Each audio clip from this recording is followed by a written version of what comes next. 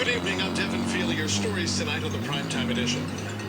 It's not livable that, there's no way that, human beings can actually be able to live in a place like this. President Trump says reopen the Rock has pushed out Alcatraz, house inmates for the first time in 60 years. Strong offshore winds helped to push the marine layer away from the coast, also resulted in our warmest temperatures so far in 2025, 82 degrees in San Francisco today.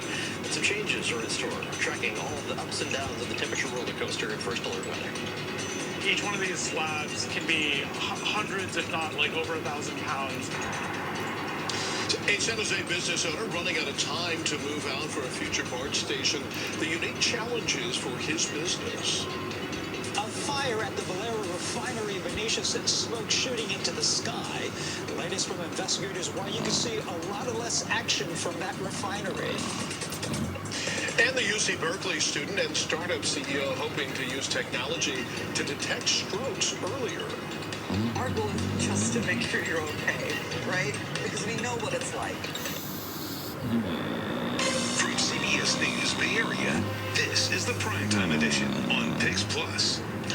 Good evening, I'm Devin Feely. These are tonight's primetime headlines. Crews are holding out hope as they search for a woman who went missing in the hills above San Mateo County. She hasn't been seen since last Thursday when she went out on a hike at Windy Hill Preserve. Authorities say that Elaine McKinley has dementia and that she may have gotten confused and began wandering. They're asking anyone who lives near that preserve to review their security camera footage that they may have going back to 10 on Thursday morning. Police in Oakland looked into a deadly shooting near 580 this morning. One person is dead, one person was detained. Police received reports of multiple shots fired along Arkansas Street before 7:15 this morning. The person who was shot later died at the hospital. President Trump says that he wants to extend his trade war to boost California's filmmaking industry.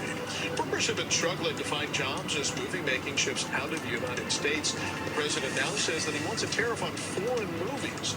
Films are considered intellectual property, so they represent a kind of service that is not currently subject to tariffs. It is not clear how those tariffs would actually work. And taking a live look outside in Oakland and Sunset, let's get a check of our First Alert forecast with Chief Meteorologist Paul Hagen.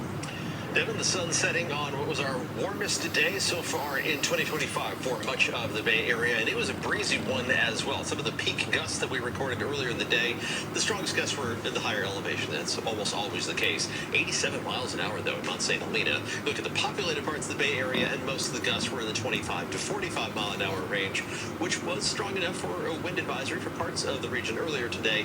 That expired at 2 o'clock this afternoon. The winds are in the process of dying down. It did have an impact on our temperatures, though. Looking out for the top of Black Mountain, let's take a look at those observed high temperatures from earlier today. They all the way up to 87 degrees in Santa Rosa and in Hayward. Just a degree cooler than that in Concord, in the mid-80s in San Jose, 82 degrees in San Francisco. The warmest day that we've seen since October 7th of last year, and it even got up to around 70 degrees in Half Moon Bay.